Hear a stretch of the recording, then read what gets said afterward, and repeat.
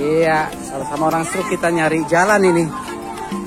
Kemana kita lagi mau cari apa? Bubur ya bang ya? Cari sesuap nasi dulu. Ya sambil jalan-jalan. Kemana kita Bang Yustedi?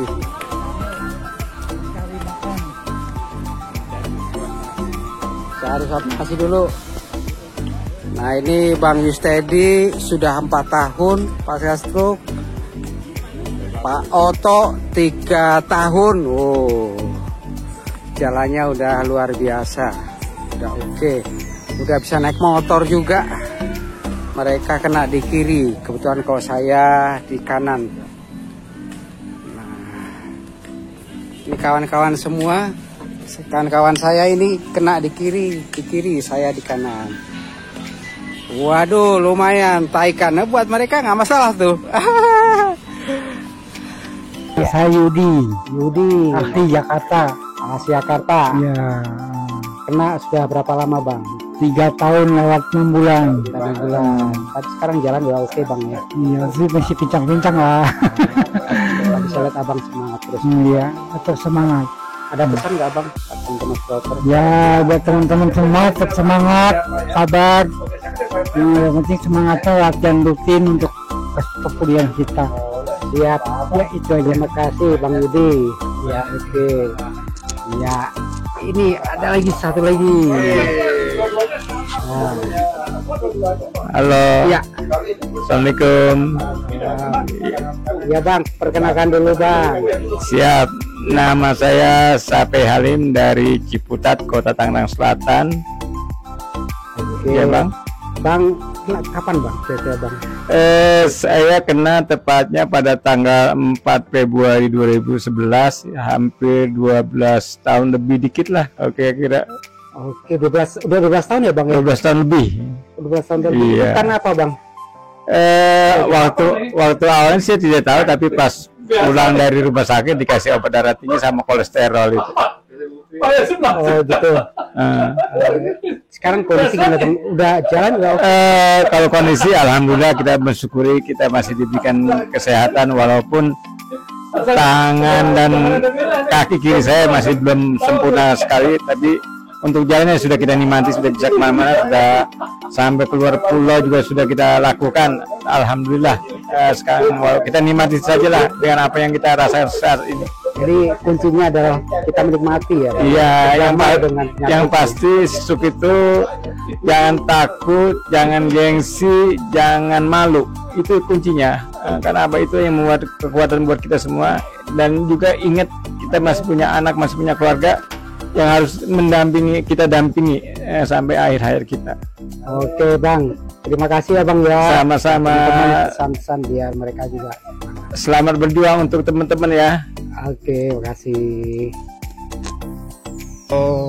Selamat sore siang Pak Andreas, saya dengan Otto Parmora, saya dari Ciputat, Tangerang Selatan. Oke, dari Ciputat ya bang ya? Ya. Kapan bang bisa cerita stroke-nya? Saya terkena stroke Maret 2020, itu awal dari COVID masuk ke Indonesia. Kemudian 6 bulan saya lewati dengan harus tanpa ada kegiatan.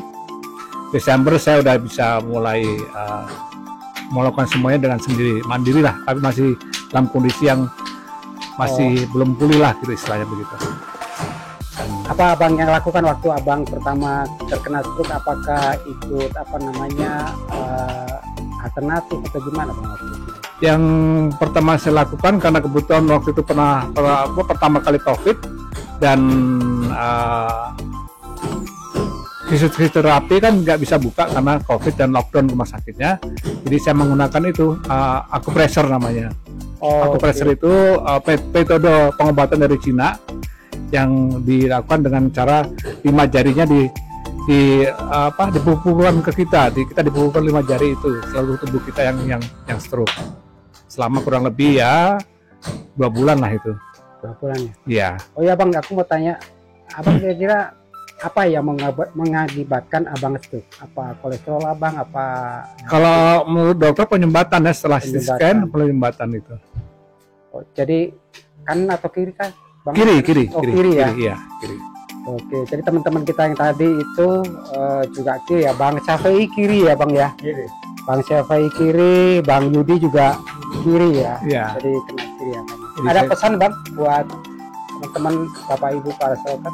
Prinsipnya sebenarnya kalau kita kena stroke adalah utamanya pada mengembalikan kepercayaan diri kita, itu yang utama. Kebanyakan saya lihat teman-teman itu langsung down secara emosionalnya, secara tingkat kepercayaan dirinya, secara psikologinya pada down. Nah, itu kebanyakan yang menjadikan mereka menjadi semakin nggak bisa bangkit lagi. Kalau kita bisa, bolehlah kita latihan yang begitu banyak, tapi yang penting mental spiritual kita ya harus kembali seperti semula. Itu yang utamanya. Baru diimbangi dengan latihan-latihan seperti itu. Itu utamanya. Siap. Oke. Terima kasih Bang Oto. Ya. Ada lagi nih kawan kita dari Koja. Iya Bang, kenalkan.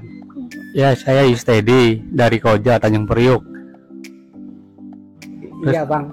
Kapan Bang kira waktu itu kena serangan stroke-nya? Bang? Ya, waktu itu kena stroke pada tanggal 23 Oktober 2018. Oktober hampir sama saya. Kang Asep, ini kita nih ulang tahun bareng Oktober.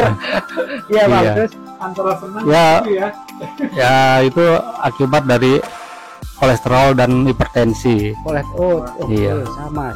Ya, setelah itu saya terapi di awal terapi akupuntur selama 6 bulan. Itu ada perubahan bagi saya. Terus saya selanjutnya terapi alternatif yang lain. Oh, jadi sekarang gimana Bang?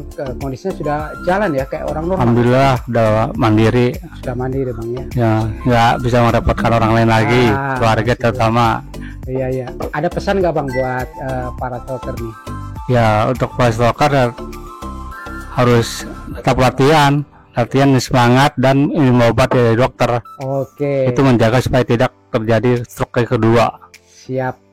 Terima kasih Bang Yustedi dari Koja. Ya, sama, terima kasih. Iya, terima kasih. Saya Asep Asmara kena stroke Oktober 2022. Sama yang nanya ya Bang? Iya. Saya sering lihat YouTube beliau itu.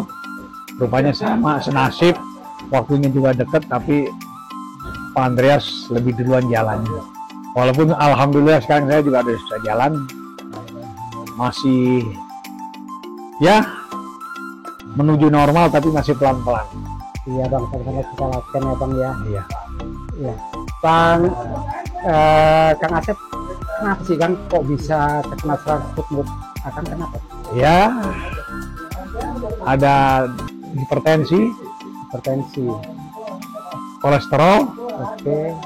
dan juga baru-baru ini ada gula. Ada gula juga. Tapi sekarang alhamdulillah kita kurangin yang itu, kita sudah menuju normal lagi ya. Tentunya memang ada obat-obat. Kita mulai menyetop obat yang memang kalau sudah turun, tapi masih tetap kalau untuk hipertensi kita masih terus. Hipertensi sudah wajib Bang ya? Iya. Oh iya, sama Bang. Prinsipnya itu kalau stroke memang banyak orang down, jatuh. Nah, tapi kita semangat terus. Yang penting jangan parkir. Apa tuh Ya, Bang? jangan parkir, badan ini jangan parkir. Tidak. Oh maksudnya diem saja. Kalau ada kesempatan gerak, Bergerak. jalan, Baik. goyang tangan, apapun, karena itu stroke itu kejar-kejaran antara kaku spastik dengan pergerakan kita. Kalau kita diamkan saja semakin ketekan sih, semakin kaku gitu. Semakin kaku Bang ya. Iya. Jadi Iya. kuncinya yang saya rasakan begitu Mas Andreas. Oke, ada Kalau saya sehari aja nggak gerak, Tidak ataupun kaku lagi tuh. Tentunya memang didorong dengan obat-obatan dan juga ada sedikit terapi cari yang mana saja, artinya yang masuk akal gitu. baik Bang. Jadi Abang juga banyak latihan Bang ya. Latihan Pak, tapi ya nggak ini sih, tapi yang penting rutin aja pelan-pelan gitu. Pelan-pelan gitu. Nah terus ada pesan nggak Bang buat para stroker nih yang Ya itu para stroker ya, kita semangat selalu Pak. Jadi kalau prinsip kita bukan akhir dari segalanya gitu. bukan akhir Kita dan segalanya. harus berusaha. Saya pun berusaha untuk bisa sembuh karena memang saya harus aktivitas tiap hari dengan dibantu aktivitas, entah itu aktivitas olahraga ataupun kerja, itu kita mengasah supaya kita melupakan stroke, sehingga stroke lama-lama menyingkir dari kita. Amin. Jadi cepat pulih ya Bang ya. Terima kasih Terima kasih. Mas Andreas. Thank you Bang. Oke. Baik, saya perkenalkan, nama saya Yusuf Mana dari Pasar Kemis, Kabupaten Tangerang. Tetangganya Pak Sapi, Tangerang Selatan, Bang dengan, Sapi. Sama Tangerang. dengan Pak Pak Oto. ya tetangga itu, termasuk Tangerang Raya Pak Andre. Ya, saya stroke sejak tanggal 19 November tahun 2019. Oh, lama. Nah, itu penyebab stroke-nya itu hipertensi dengan kolesterol. Itu tinggi banget. Sehingga pada saat itu, pada saya jatuh itu, terkena stroke itu pada pagi hari jam 10 pagi. Kemudian ada kegiatan aktivitas di depan rumah. Nah, bangun itu langsung pusing, duduk di bangku di teras. Saya makin pusing gitu, jadi tanah itu yang kena di tangan itu nggak sempat nyuci lagi. Oh, Udah langsung tergeletak gitu. Saya panggil istri saya untuk di krik malah semakin menyong gitu. Nah, datang tetangga, bibir saya semakin menyong. Nah, datang tetangga bilang itu udah stroke gitu. Jadi ponakan saya ini langsung cari dokter. Nah, dokternya datang setengah jam kemudian setelah stroke itu, setengah jam kemudian dokternya datang. Setelah di tensi, kolesterol, apa sih, bawa alatnya dia, wah itu tinggi semua. Kolesterol tinggi, hipertensi tinggi. Jadi dokternya bilang tadi itu langsung larikan ke rumah sakit gitu. Langsung dibawa ke rumah sakit. Nah, itu kesalahan dari, karena waktu itu kejadian bukan di rumah sendiri Bang. Itu terjadinya itu di rumah saudara yang agak jauh dari perumahan kita. Nah, akhirnya dilarikan ke rumah sakit waktu itu. Sampai rumah sakit Citra waktu itu di Cikupa. Itu makan berapa jam itu, dari jam 10 jam 11 pagi berangkat sampai di rumah sakit itu karena macet jam 4 baru sampai di rumah sakit. Terlambat sudah. Tertolong itu minimal itu harus 5 jam sebelum itu. Akhirnya di apa namanya, di CT scan. Nah, itu untuk diagnosa sementara di rumah sakit waktu itu ada pecah pembuluh darah di sebelah kanan. pecah Pembuluh darah kecil Kiri, itu di abang sebelah berarti kanan, sehingga yang lemah itu di kiri. Udah nggak bisa bergerak apa-apa, udah lumpuh itu sebelah badan. Namanya itu istilahnya udah benar-benar setengah mati. Jadi kalau orang bilang setengah mati, ya udah itu setengah badan yang udah mati. Waktu itu lama Bang ya. Golden time-nya sudah lewat. Sudah lewat, sudah 10 jam itu. Sejak waktu pada saat CT scan. Nah, celakanya ya pada waktu itu, ini cerita riwayatnya ya. Nah, celakanya waktu itu, nah di rumah sakit tersebut tidak ada dokter saraf yang praktek. Tidak ada, kan waktu itu hari Sabtu terjadinya, waktu hari Sabtu. Nah, kemudian ponakan-ponakan saya cari rumah sakit se-Jabodetabek yang ada dokter sarafnya yang praktek. Nah, syukurlah waktu itu dapat di rumah sakit Tarakan Jakarta. Pada saat itu jam 7, jam 8, sampai jam 10 katanya prakteknya. Akhirnya saya dilarikan dengan ambulans dari rumah sakit Citra itu langsung ke Tarakan. Sampai di rumah sakit Tarakan itu sekitar jam 8 lah. Waduh, Nah, sampai ya saya tolong dengan dokter itu. Nah, di rumah sakit Tarakan Jakarta. Nah, setelah itu ya dirawat lah 12 hari. 12 hari di rumah sakit. Nah, dirawat inap. Kemudian pulang di rumah karena sudah ada sedikit itu, memang harus semangat. Saya waktu itu ngeset sampai ke kamar mandi, kemana-mana itu di rumah saya ada pegang sedikit, ada yang saya pegang sedikit, langsung berdiri gitu. Di kamar mandi pun langsung pegang itu bak mandi untuk maaf kata BAK itu. Ya harus ngeset.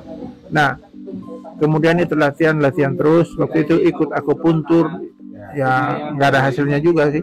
Nah akhirnya dalam waktu 3 bulan karena semangat pegang pagar itu apa segala macam, Semangat berlatih, semangat ada semangat berlatih, akhirnya 3 bulan saya udah bisa jalan. Ada satu klinik yang kecil waktu itu dekat perumahan kita, itu juga bagus. Dia latih saya waktu itu pergi terapi sama dia, terapi 1 kali langsung jalan. Dia ajarin saya cara jalan, cara bangun dari bangku begini, dia ajarin. Saya bisa bangun dan bisa melangkah sampai 10 langkah pada waktu itu. Nah, waktu itu masih pakai kursi roda, Pak. Nah, waktu itu sekali pertama pakai kursi roda, akhirnya dia bilang minggu depan nanti kursi roda yang dipakai lagi. Waktu datang ke kliniknya dia. Nah, saya datang lagi minggu berikutnya ke kliniknya dia. Akhirnya karena saya kurang percaya diri, saya pakai tongkat kepek itu, kayak macam orang patah tulang. Iya. Nah, terus itu minggu ketiganya dia memang buang itu semua tongkat. Saya nggak pakai tongkat lagi. Nah, bulan ketiga saya nggak diantar lagi, sudah bisa naik di boncengan motor. Waktu itu masih pakai mobil, nggak bisa. Itu bulan ketiga.